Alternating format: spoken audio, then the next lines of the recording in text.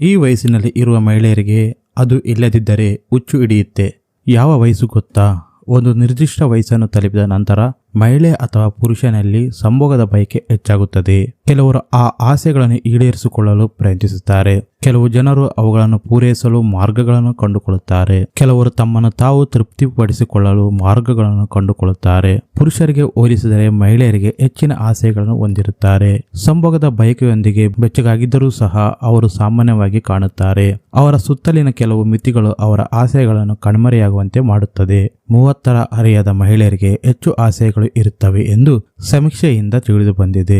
ಗಂಡನಿಂದ ದೂರವಿದ್ದು ಅಥವಾ ಗಂಡನಿಲ್ಲದವರು 30 ವರ್ಷಕ್ಕಿಂತ ಮೇಲ್ಪಟ್ಟವರ ನಡವಳಿಕೆಯಲ್ಲಿ ಬದಲಾವಣೆ ಆಗಿದೆ ಎಂದರೆ ಅವರು ಖಂಡಿತವಾಗಿಯೂ ಆ ಕೆಲಸಕ್ಕೆ ಹುಡುಕುತ್ತಿದ್ದಾರೆ ಎಂದು ಪರಿಗಣಿಸಬಹುದು. ಇಂತಹ ಸಮಯದಲ್ಲಿ ಅವರು ಪುರುಷರ ಸಹವಾಸವನ್ನು ಬಯಸುತ್ತಾರೆ. ಆ ಪುರುಷ ಎಂಥವನು ಮತ್ತು ಯಾರು ಎಂಬುದರ ಬಗ್ಗೆ ಕೆಲವರು ತಲೆಕೆಡಿಸಿಕೊಳ್ಳುವುದಿಲ್ಲ. ತನ್ನ ಆಸೆಗಳನ್ನು ಪೂರೈಸಿಕೊಳ್ಳಲು ಅವಳ ಬಾಯಾರಿಕೆಯನ್ನು ಈಗಿನಿಂದಲೇ ಪುರುಷರ ಸಂಗತಿ ಅಗತ್ಯವಿದೆ. ಆದ್ದರಿಂದಲೇ ಆ ವಯಸ್ಸಿನವರು ಅಕ್ರಮ ಸಂಬಂಧಗಳನ್ನು ಹೊಂದುವುದನ್ನು ನೋಡಬಹುದು.